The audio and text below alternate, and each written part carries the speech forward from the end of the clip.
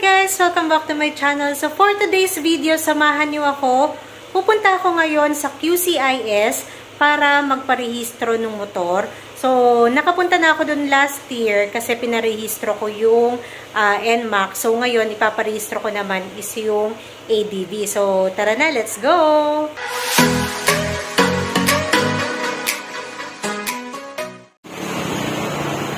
Malapit na ba ma-expire ang rehistro ng motor mo? Nag-iisip ka na ba kung saang LTO ka kaya pwedeng pumunta na mabilis lang ang process ng renewal? At yung sana hindi kakainin ng buong araw mo? Tara, sama ka para malaman mo kung saan. Ayan, so nasa biyahe na kami ngayon papunta sa QCIS para sa renewal na tong ADV. So kung hindi mo pa alam kung saan yung QCIS, ipin mo lang sa Google Map or sa Waze, QCIS, lalabas naman yun agad. Located siya sa Catleya Extension, Barangay Bahay Toro, Quezon City. Pwede kayong tumawag for reservation para sa preferred schedule nyo. Pero pwede rin namang hindi na kasi nag-accept naman sila ng mga walk-ins. Katulad ko, mag-walk-in lang ako ngayon. Ayan, so ETA natin is 2:07 PM. Kung sa ibang LTO tayo pupunta, for sure hindi na tayo aabot kasi may cut-off sila. So dito sa QCIS, no cut-off. Kaya kahit hapon na tayo pumunta, pwede pa rin. Last year nga, nung pumunta ako dun sa QCIS para mag-renew ng rehistro din nung NMAX ko naman, inabot lang ako ng 1.5 hour. Not like nung nag-renew ako sa LTO sa may Quirino Highway. Grabe, 7 AM pa lang nakapila na ako and inabot ako hanggang 4 PM. O diba, as in buong araw ka talaga and grabing hassle kasi sobrang init and nakatayo ka pa habang nakapila. Kaya grabe, sobrang sakit talaga ng bintiin ng paa ko. Ayan, nandito na tayo sa Mindanao Avenue. Mag-U-turn lang tayo dito sa may tapat ng Trusteeship Building. Mga 2 minutes away na lang tayo. Malapit na rin tayo sa QCIS. And then, kakanan tayo sa Catleya Extension. Then sa dulo nun, makikita na natin yung QCIS. So, ayan, nandito na tayo ngayon sa Catleya Extension. So, ayan, dire-diretsuhin lang natin. Medyo marami lang dito mga nakapark na mga motor. Medyo maliit na yung kalsada dito. Ayan. So, konti na lang. Finally, we're here. Ayan, so, nandito na tayo. O, diba? Ang laki ng parking space nila. So, kaliwa tayo dito kasi sa likod ang daan natin para makapasok tayo sa loob mismo kung saan ginagawa yung inspection and emission testing ng mga sasakyan at ng motor natin. At ayan, nakapasok na rin tayo. Diretso na agad dito sa first inspection. So, dito, kailangan na natin ibigay yung copy ng ating ORCR and then, hihintayin lang natin na tawagin tayo. So, ayan guys, tingnan nyo naman, hindi crowded yung area dito, kaya mabilis lang talaga ang process. A few inches later. So, dito, chinecheck na yung headlight, then yung busina or horn, tapos yung signal light, and lastly, yung brake light.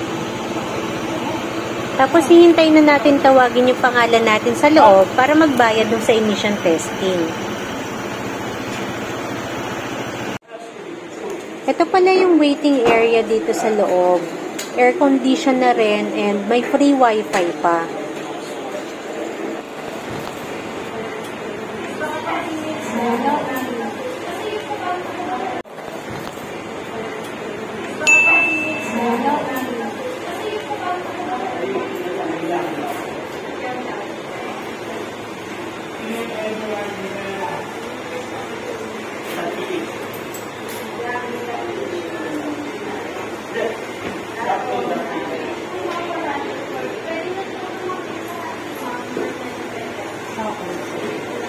After this side.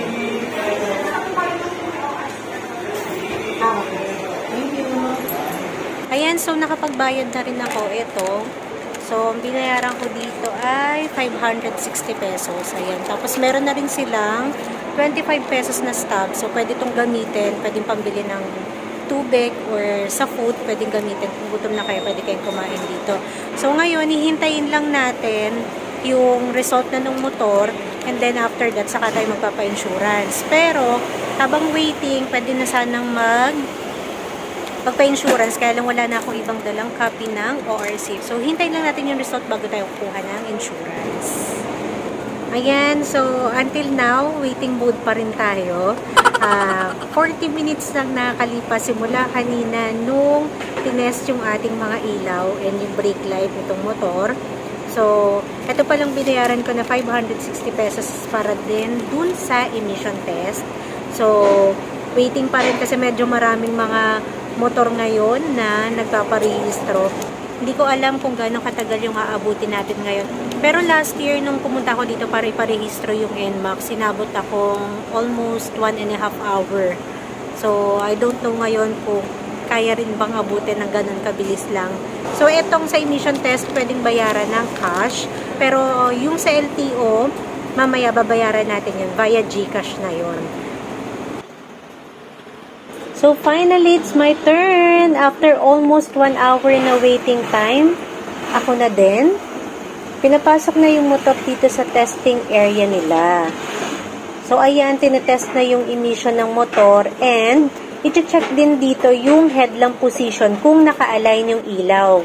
Ganun lang kabilis yung test. So, natapos na din tayo. Waiting na lang tayo sa result. 20 minutes later. Ayan, so nakuha ko na yung result. So ngayon, papunta na tayo sa insurance naman. Ayan, dito lang din to. Medyo mainit lang. So dito nga pala, medyo pricey yung insurance nila. Since ang binayaran ko dito is 850 pesos. Isa lang din kasi ang in-house insurance nila dito. So kung medyo tight budget nyo, I advise na much better kumuha na lang kayo ng insurance sa labas before kayo pumunta dito para mas mura. Last step natin is pupunta na tayo sa LTO para magbayad dun sa renewal of registration. Pero since may LTMS account na ako, self-service na. Pero kung hindi mo alam gagawin mo, don't worry kasi pwede ka naman mag-ask ng assistance sa mga staff and they will help you naman. Ayan, kailangan lang natin mag-login sa LTMS account natin and then click accept. Tapos, i-click lang natin yung motor vehicle na i-renew natin. Click next. And then, next lang ulit. Ito po, validate nyo. Tapos, kailangan lang natin i-click yung mga naka-attach na required documents. Then, click validate.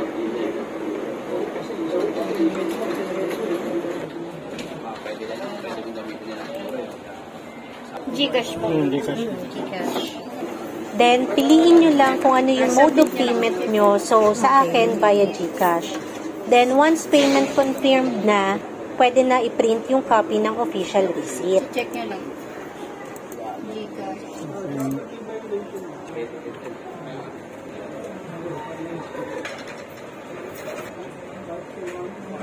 Official receipt.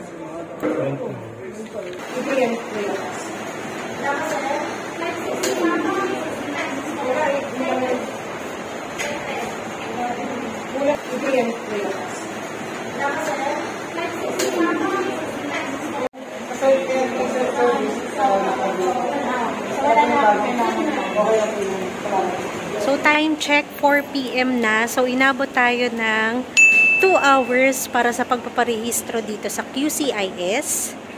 So, ayun, tapos na rin.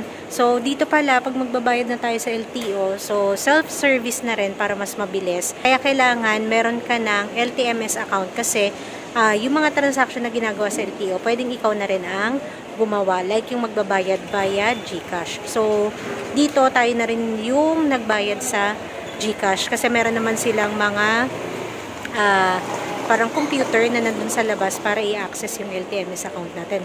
So, ayun lang guys. So, thank you for watching. So, pauwi na rin kami. Bye-bye!